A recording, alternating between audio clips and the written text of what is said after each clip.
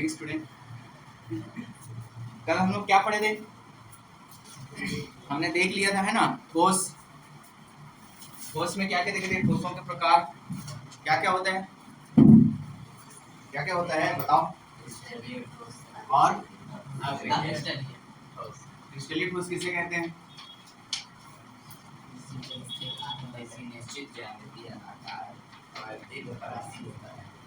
हाँ, उनको बोला जाता है। अब हम देखेंगे, ठीक है, ठोसों का वर्गीकरण देखेंगे, ठीक है, ठोसों का वर्गीकरण। तो कौन से ठोसों का वर्गीकरण देखेंगे? क्रिस्टलीय ठोसों का देखेंगे, ठीक है, क्रिस्टलीय नहीं, क्रिस्टलीय ठोसों का वर्गीकरण। और क्रिस्टलीय ठोस क्या क्या होते हैं? कल बताया था, क्या क्या? ठीक है, ये क्रिस्टलीय ठोस होते हैं। तो इनका कुछ वर्गीकरण देखेंगे। तो इसके वर्गीकरण कुछ 4 प्रकार के होते हैं, ठीक है। तो हम एक टेबल बना के इसको ड्रॉ कर लेंगे। पहले ठोसों के प्रकार, थोड़ा लिखना पड़ेगा, ठोसों का प्रकार, उसके बाद उसके अवयव घटक, मतलब जो ठोस है ना, अवयव घटक मीन्स क्या होता है? मतलब जो ठोस पदार्थ है वो किससे बना हुआ है, कौन से घटक से बना हुआ है, उसको बोलेंगे अवयव घटक, ठीक है। तो ठोसों का प्रकार, सेकंड हो गया अवयव घटक, है ना, अवयव घटक। उसके बाद उनके बीच में कौन सा बंध बन रहा है, ठीक है।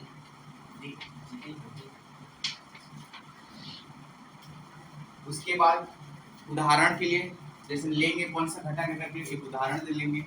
उसके बाद भौतिक अवस्था, उसकी भौतिक अवस्था कैसी होती है, अवस्था। और तो विद्युत का कुचालक है या सुचालक है उसको हम देखना है ना। तो विद्युत चालकता यहाँ लिख दे रहा हूँ, विद्युत चालकता। और एक उसका गलनांक चेक करना है, ठीक है, उसका एक गलनांक।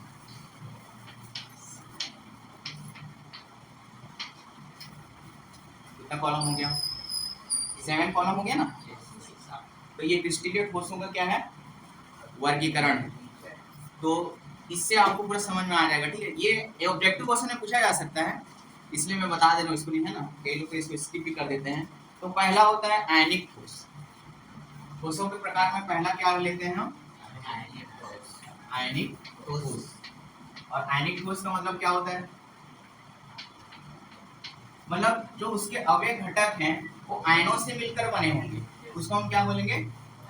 आयनिक ठोस, ठीक है। जो पदार्थ है किससे मिले हो, उसके अवयव घटक क्या होंगे? आयन होंगे। जैसे प्लस आयन होता है ना, और ऋणात्मक आयन या माइनस आयन होता है, ठीक है। तो इसके अवयव घटक हो गए। तो हम यहाँ पे क्या लिखेंगे? धनात्मक व ऋणात्मक आयन, इसके घटक होंगे ना। बस ऐसे लिखना है। जैसे आपको क्वेश्चन में ही पूछ दिया आयनिक ठोस में उसके अवयव घटक क्या क्या होते हैं, तो आपको धनात्मक या व ऋणात्मक आयन होते हैं। ये ऑब्जेक्टिव क्वेश्चन के लिए है ना, तो टेबल के फॉर्म में आपको याद रखना है। और बीच में जो बनने वाला बंध कैसा होगा? कैसा बंध होगा बीच में बनने वाला बंध? देखो कूलाम का नियम जैसे पढ़े हो ना, तो उसमें कौन सा बल लगता है? हाँ, तो यहाँ भी क्या लगेगा, क्योंकि एक प्लस है एक माइनस है, कूलाम का नियम में पढ़े हो ना। तो इसमें कौन सा बंध बनेगा? स्थिर। हाँ, यहाँ पे बंध बनेगा स्थिर विद्युत, या वैद्युत भी लिख सकते हैं, स्थिर विद्युत बंध या बल, ठीक है। और क्या बचा उसके बाद? उदाहरण में क्या ले सकते हैं? आयनिक ठोस में क्या क्या हो सकता है? देखो जिसमें प्लस आयन और माइनस आयन हो, ऐसे ठोस को हम क्या बोलते हैं? आयनिक ठोस। तो ऐसे कौन कौन से उदाहरण में आ सकते हैं पदार्थ? जैसे नमक आ सकता है, देखो नमक में प्लस आयन भी होता है और मैग्नीशियम ऑक्साइड, कैल्शियम ऑक्साइड, ये हो सकता है नहीं हो सकता है? मतलब जिसमें क्या होना चाहिए? धन आयन भी होना चाहिए। और हाँ, तो उदाहरण में क्या क्या आ जाएगा, एक दो लिख लेते हैं, जैसे है ना NaCl आ जाएगा, है ना, मैग्नीशियम ऑक्साइड आ जाएगा, कैल्शियम ऑक्साइड आ जाएगा, ये सब इसके उदाहरण हो गए। और भौतिक अवस्था में हम देखेंगे तो नमक किस अवस्था में रहता है? कठोर ही रहता है ना, कि लिक्विड फॉर्म में रहता है, कठोर रहता है।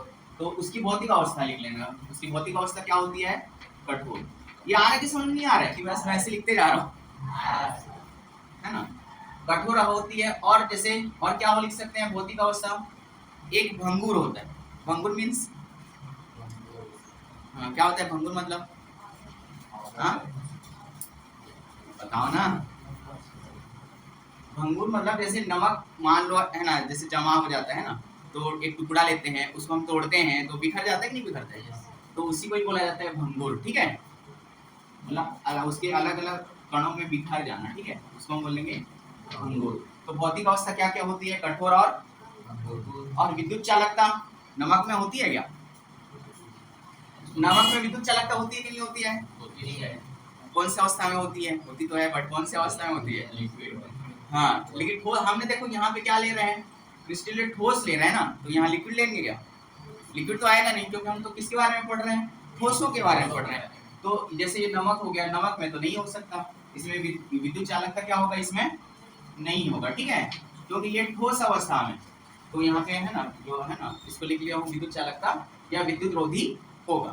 तो इसको ऐसा विद्युत रोधी लिख दे रहा हूँ।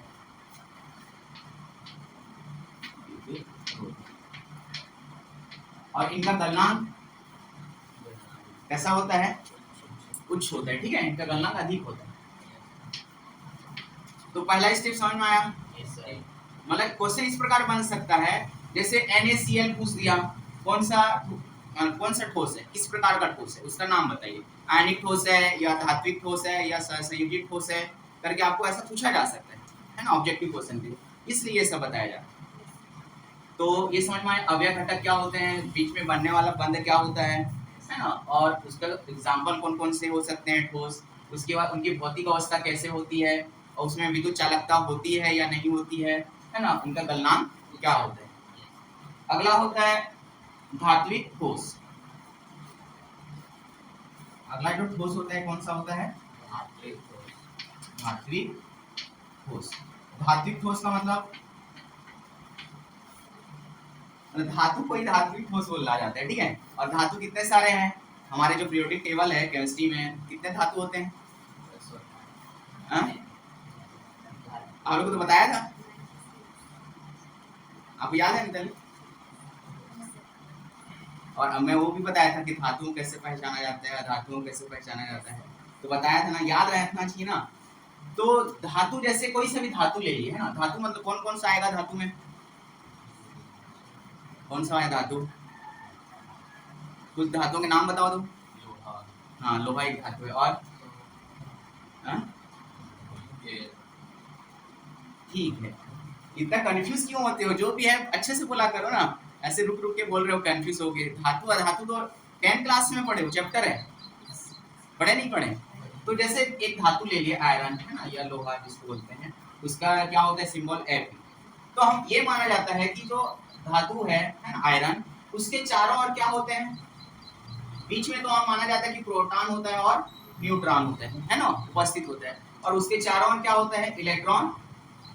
क्या होते हैं? इलेक्ट्रॉन घूमते रहते हैं ना। तो इसका जो हम अवयव घटक लेंगे, इसका अवयव घटक हम क्या लेंगे? उसको बोला जाता है इलेक्ट्रॉन के समुद्र में धन आयन। मतलब इसको, ये जो चारों जो इलेक्ट्रॉन घूम रहे हैं, उसको एक क्या माना गया है? समुद्र माना गया। ये एक इलेक्ट्रॉन के समुद्र में बीच में एक धन आयन है ना, तो इनके अवयव घटक को कैसे लिखा जाता है? इलेक्ट्रॉन के समुद्र में धन आयन। ठीक है, इस समझ में आया ये वर्ड, इलेक्ट्रॉन के समुद्र में धन आयन।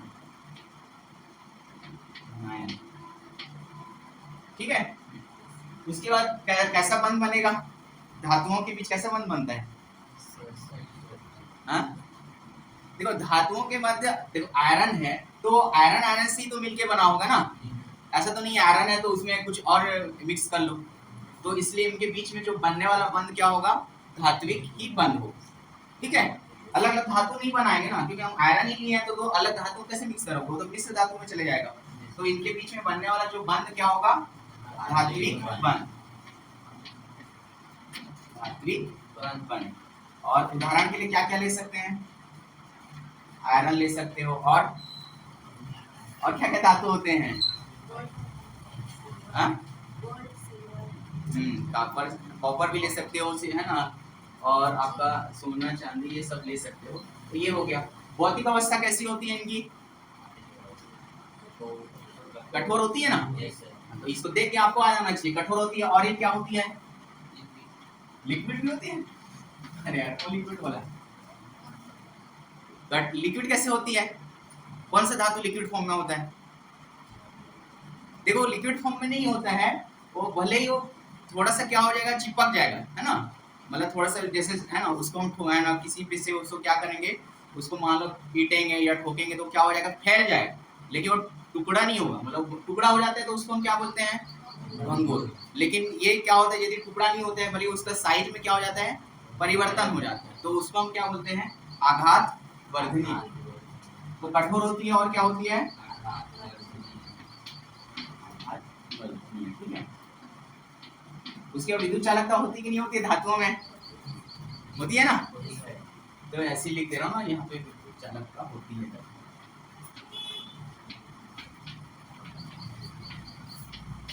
और गलनांक होती है, गलनांक होती है कि नहीं होती है? मतलब इससे थोड़ा अधिक होता है गलनांक, क्योंकि देखो लोहे को थोड़ा है ना टाइम लगता है कि नहीं लगता है गर्म होने के लिए, तो ये उच्च है तो थोड़ा और अधिक लगेगा, है ना, अधिक उच्च गलनांक होता है, ठीक है, अधिक उच्च गलनांक होता है। ये समझ में आ रहा है नहीं आ रहा है? आ रहा है सबको? तीसरा होता है एक सहसंयोजी बंध।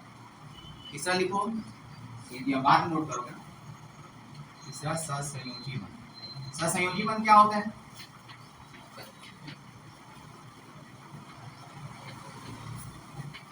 इनके अवयव घटक क्या होते हैं सहसंयोजी बंध में? देखो सहसंयोजी जो होता है हमेशा जो बंध बनता है, या सहसंयोजी बंध हमेशा द्रव वाले टर्म में बना जाता है, ठीक है। लेकिन हम क्या पढ़ रहे हैं यहाँ पे, ठोसों का वर्गीकरण पढ़ रहे हैं, तो यहाँ पे हमको ठोस लेना पड़ेगा, ठीक है। जैसे एल्कोहल में सहसंयोजी बंध बनता है, ग्लूकोज में सहसंयोजी बंध बनता है, लेकिन हमको वो तो द्रव फॉर्म में हो गया, लेकिन हमको क्या देखना है, ठोसों में देखना है। तो सहसंयोजी बंध में जो उसके अवयव घटक होते हैं वो परमाणु होते हैं, ठीक है। वो परमाणु आपस में मिलके क्या करते हैं, सहसंयोजी बंध बनाते हैं। तो ये क्या हो जाएगा आपका, अवयव घटक क्या हो जाएंगे इसके, परमाणु। अवयव घटक इसके क्या हो जाएंगे, परमाणु। और बनने वाला बंध क्या होगा, सहसंयोजी बंध ही होगा, है ना। यहाँ पे जो बंध होगा वो क्या हो जाएगा, सहसंयोजी बंध। सहसंयोजी बंध। और उदाहरण के लिए क्या क्या ले सकते हैं सहसंयोजी बंध में? एक क्वार्ट्ज होता है, ठीक है, सहसंयोजी बंध में SiO2। इसका नाम क्या है SiO2 का? SI को क्या पढ़ते हैं? हाँ, तो ये दोनों को मिला के क्या नाम होगा? देखो 2 है तो क्या पढ़ते हैं उसको, डाई पढ़ा जाता है ना, तो ये सिलिकॉन डाइऑक्साइड नहीं होगा। ये छोटा छोटा आपको आना चाहिए ना, 12th क्लास में आ गया आपको, तो ऐसा ये बड़ा वाला, और फिर IPSC नाम कैसे करो ये तो ये छोटा सा नहीं बन रहा है, इसको हम क्या बोलते हैं, क्वार्ट्ज, ठीक है। क्वार्ट्ज आप देखो वॉच का नाम भी होता है, तो उसमें कुछ खासियत होता है, ठीक है।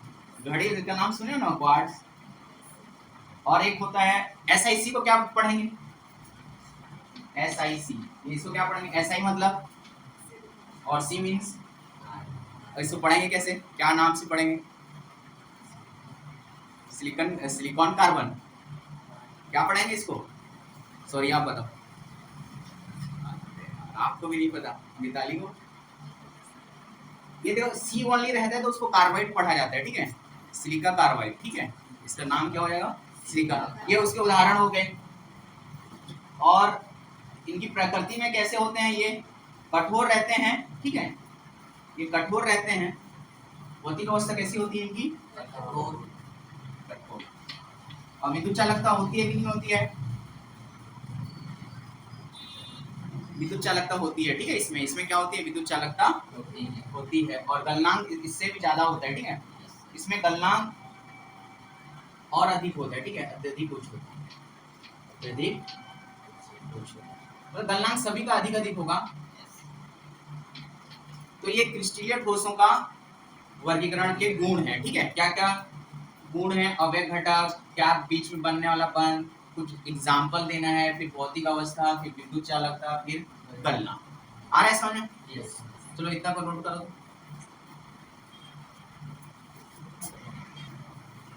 नेक्स्ट है हमारा है, ठीक है, क्रिस्टल जालक।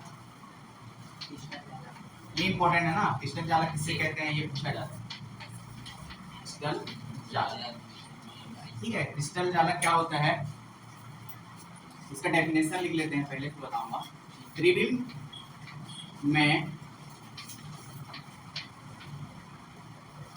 किसी क्रिस्टल के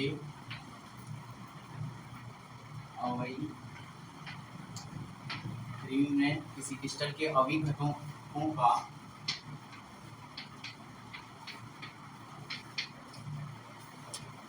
अभिघटकों की निश्चित व्यवस्था को ही लिखते हैं। अभिघटकों की निश्चित व्यवस्था को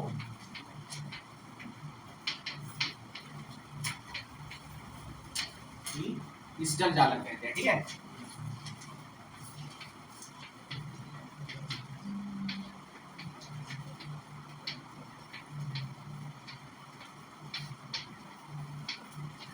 क्या लिखा मैंने? त्रिविम में किसी क्रिस्टल के अभिघटकों की निश्चित व्यवस्था को ये क्या बोला जाता है?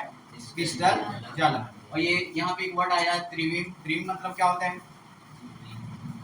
आपने फिजिक्स में तो पढ़ते हो गया है, वन डायमेंशन क्या होता है, थ्री डायमेंशन, टू डायमेंशन, ये पढ़े हो ना?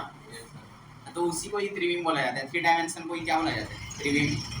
क्रिस्टल जालक का एक और नाम होता है, इसको भी याद रखना ना, मान लो अलग नाम से पूछा गया तो इसको बोलते हैं आकाशीय जालक।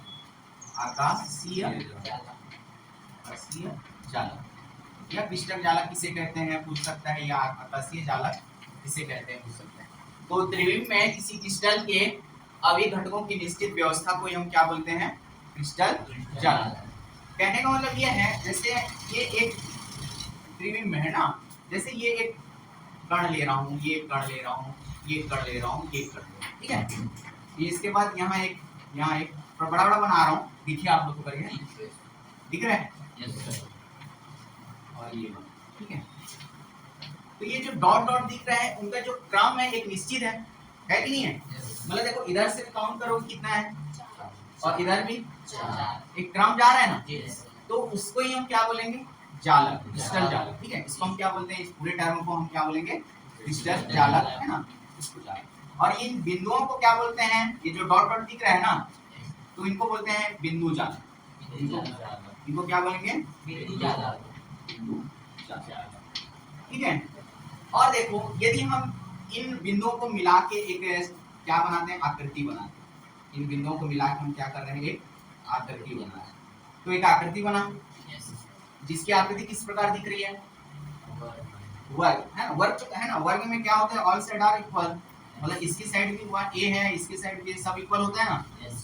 और इसकी डिग्री कितनी होती है? एंगल, हाँ, मतलब पूरे गुणों का मान जो होता है कितना होता है? तो एक संरचना बन रहा है, तो इन दोनों को भी हम मिला रहे हैं, है ना। डायग्राम थोड़ा सही नहीं बना है, बाकी वैसे ही बनता है, ठीक है। तो एक व्यवस्थित रहेगा ना, जो क्रिस्टल जालक होंगे, मतलब स्क्वायर स्क्वायर बन रहा है, तो बिंदुओं को मिलाने पे हमको क्या ही मिलेगा? वर्ग वर्ग भी मिलेगा, ठीक है। तो ये समझ में आया? त्रिविम में किसी क्रिस्टल के अवयव घटकों की जो निश्चित व्यवस्था है ना, वो हम क्या बोलेंगे? क्रिस्टल जालक या आकाशीय जालक। और इस पूरे में जो डॉट डॉट दिख रहा है उसको हम क्या बोलते हैं? बिंदु जालक। और ये पूरे टर्म को क्या बोलेंगे? क्रिस्टल जालक। और ये जो आकृति बना रही है, ये जो आकृति बना है एक वर्ग की आकृति, इसको हम बोलते हैं एकक कोष्टिका। इसको हम क्या बोलेंगे? एकक कोष्टिका भी है ना, इसके बाद तो है ना एकक, तो इसी में बता दें एकक कोष्टिका। एकक कोष्टिका। तो आपको मान लो कुछ दे दिया गया, जालक दे दिया गया है ना, उसमें आपको पूछा गया कि जालक की संरचना बताइए, है ना, और जालक किस प्रकार का है उसका नाम बताइए। तो ठीक है, तो इसमें देखो जालक की संरचना किस प्रकार की है। इस जालक की संरचना में पूरे टर्म को देखना है, मतलब ये डॉट डॉट जो बिंदु दिख रहे हैं इस पूरे टर्म को देखना है जालक की संरचना में। तो जालक की संरचना क्या होगी? यहाँ का आंसर लिखेंगे तो जालक की संरचना, जालक की संरचना किस प्रकार की है, और जालक का नाम किस प्रकार का है। जालक मतलब ये जो एकक कोष्ठी का जो आकृति बन रही है इस किस प्रकार की आकृति बन रही है ना, ये जालक की संरचना, ये जालक की आकृति या आकार लिख लो, ठीक है, जालक की आकृति। तो जालक की संरचना किस प्रकार की है, वर्ग, दोनों में वर्ग ही आएगा, ठीक है, इसमें भी वर्ग आएगा और जालक की आकृति भी क्या आएगी, देखो जालक की आकृति में भी वर्ग ही बन रहा है ना, तो इसमें भी आपका क्या आएगा, वर्ग, ठीक है। तो क्रिस्टलीय जालक, आकाशीय जालक आगे समझ में। तो ऐसे बहुत सारे क्रिस्टल दिए जाएंगे आपको, क्रिस्टल जालक दिए जाएंगे जिसमें उसकी संरचना बताना है और उसका आकृति बताना है, ठीक है। जैसे क्रिस्टल जालक ऐसा भी हो सकता है, कुछ भी हो सकता है, ऐसा नहीं है कि बस है ना। ये जैसे ये कौन सा शेप है बताना,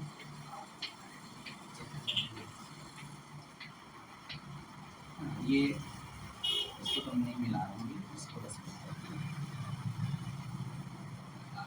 ये किस प्रकार का, जैसे जालक संरचना पूछा जाए तो किस प्रकार का है। देखो हम तो मैथ्स में ही पढ़े हैं चतुर्भुज के बारे में, है ना, कितने प्रकार की चतुर्भुज होती है, वो है ना, होते हैं कि नहीं होते, क्या क्या, एक दो नाम, हाँ अच्छे से बोलो ना, क्या क्या होता है, सॉरी आप बताओ।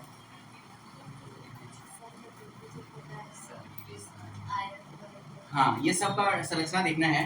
तो एक पढ़े हो क्या आप, है ना, एक समांतर चतुर्भुज पढ़े हो, क्या होता है उसकी डेफिनेशन, हमने सामने कोण समान होते हैं नहीं कोण भी समान होते हैं, ठीक है, समांतर चतुर्भुज में, लेकिन यहाँ पे कोण नहीं बताना है ना, उसकी क्या बताना है, भुजा, ठीक है। तो ये ऐसा आपको जालक की संरचना दिया जाएगा, मतलब जालक दिया जाएगा जिसकी आपको संरचना बताना है और जालक की आकृति बतानी है, ये भी हो जाएगा। क्रिस्टलीय जालक किसे कहते हैं, और ये डेफिनेशन याद रखना है, ये आकाशीय जालक किसे कहते हैं। उसके बाद कुछ जालक दिए जाएंगे जिसकी संरचना और जालक की आकृति बनाना है, और इसी में पूछा गया कि ये जो डॉट डॉट दिए रहते हैं उसको क्या बोलते हैं, है ना, बिंदु जालक या जालक बिंदु, है ना, आगे पीछे कर सकते हो नाम, जालक बिंदु या बिंदु जालक। और ये जो आकृति बनती है उसको हम क्या बोलते हैं, एकक कोष्ठिका, ठीक है। उसके बाद क्रिस्टल जालक के अभिलाक्षणिक गुण,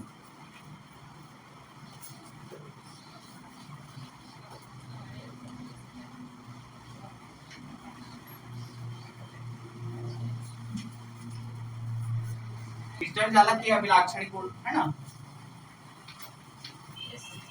अभिलाक्षणिक गुण, और अभिलाक्षणिक का मतलब बताया था मैंने कल, क्या होता है, क्या, हाँ कुछ खास या विशेष, ठीक है।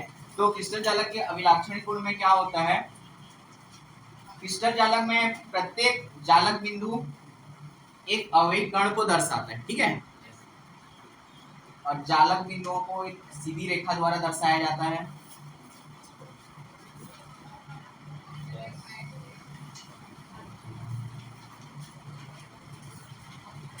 तो क्रिस्टल जालक के अभिलाक्षणिक गुण में क्या होता है, पहला क्रिस्टल, शॉर्ट फॉर्म में लिख रहा हूँ ना, क्रिस्टल मतलब क्री मतलब क्रिस्टल, है ना, जा लिख दे रहा हूँ। क्रिस्टल जालक में, है ना, जो बिंदुओं को क्या किया जाता है, निरूपित किया जाता है, जो डॉट डॉट जो दिख रहे हैं उनको क्या बोला जाता है, उनको जालक बिंदु बोला जाता है, बताया था ना अभी, वही आपको अभिलाक्षणिक गुण लिखना है ना। क्रिस्टल जालक में जालक, है ना, बिंदुओं को जो, है ना, बिंदुओं को जो निरूपित किया जाता है, अवयवी कणों को जो बिंदुओं से निरूपित किया जाता है ना, बिंदुओं को निरूपित किया जाता है, उसे हम क्या बोलेंगे, जालक बिंदु, इसे हम क्या बोलते हैं, जालक बिंदु, ये उसका खास पॉइंट है ना। सेकंड, जालक बिंदुओं को एक सीधी रेखा द्वारा प्रदर्शित किया जाता है या सीधी रेखा द्वारा जोड़ा जाता है, ठीक है, जालक बिंदुओं को सीधी रेखाओं से जोड़ा जाता है। अभी जैसे जोड़ रहे थे सीधी रेखा था ना, ऐसा थोड़ी था, टेढ़ा मेढ़ा तो नहीं था, तो जालक बिंदुओं को सीधी रेखाओं से जोड़ा जाता है, ठीक है। और एक है आपका और जो क्रिस्टल जालक में जो प्रत्येक बिंदु होते हैं वो एक अवेग कण को क्या करते हैं, जो डॉट डॉट जो रहते हैं वो किसको प्रदर्शित करते हैं, एक अवेग कण को, है ना। प्रत्येक जो बिंदु हैं, प्रत्येक बिंदु, है ना, एक अवेग कण को क्या करते हैं,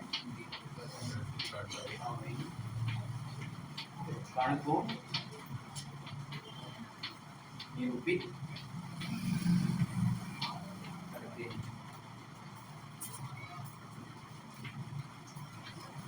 ठीक है, 3 लाक्षणिक गुण याद रखना। क्रिस्टल जालक के लाक्षणिक गुण क्या क्या होते हैं।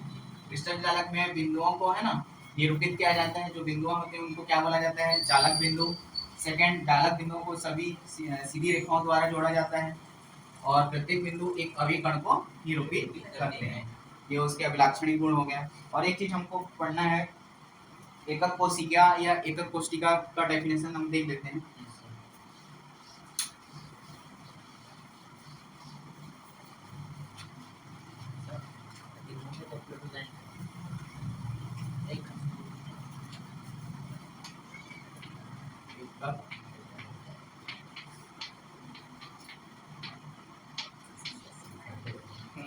एकक कोशिका क्या होता है, दिक् स्थान में वह छोटी सी छोटी, दिक् स्थान मतलब क्या होता है, दिक् स्थान मतलब जो खाली स्थान होते हैं उसी को दिक् स्थान बोला जाता है। ठीक है, तो दिक् स्थान में वह छोटी सी, दिक् स्थान में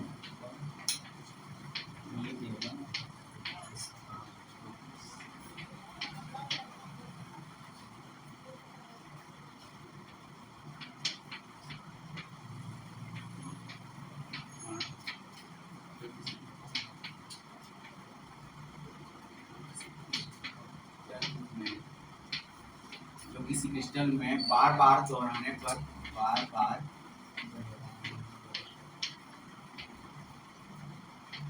दोहराने पर क्रिस्टल जालक प्राप्त होता है। दोहराने पर क्या प्राप्त होता है, क्रिस्टल जालक प्राप्त होता है। उसे हम क्या बोलेंगे, एकक कोशिका। जैसे दिक् स्थान जैसे नहीं बना रहे हैं, ये तो पॉइंट पॉइंट है ना, ये पॉइंट पॉइंट, इसको हम बार बार दोहरा रहे हैं तो एक क्रिस्टल जालक मिल रहा है कि नहीं मिल रहा है। तो उसी को बोला जा रहा है कि जो पॉइंट ना खाली खाली जो जगह है दिक् स्थान में, वह छोटी सी छोटी कण या अवयव जो क्रिस्टल में क्या करते हैं, बार बार दोहराने पर क्रिस्टल जालक प्राप्त होता है, उसे हम क्या बोलेंगे, एकक कोशिका। एकक कोशिका। ठीक है, तो आज की क्लास में इतना, कल फिर इसके आगे करेंगे, है ना। एकदम पढ़ के आना। ठीक है।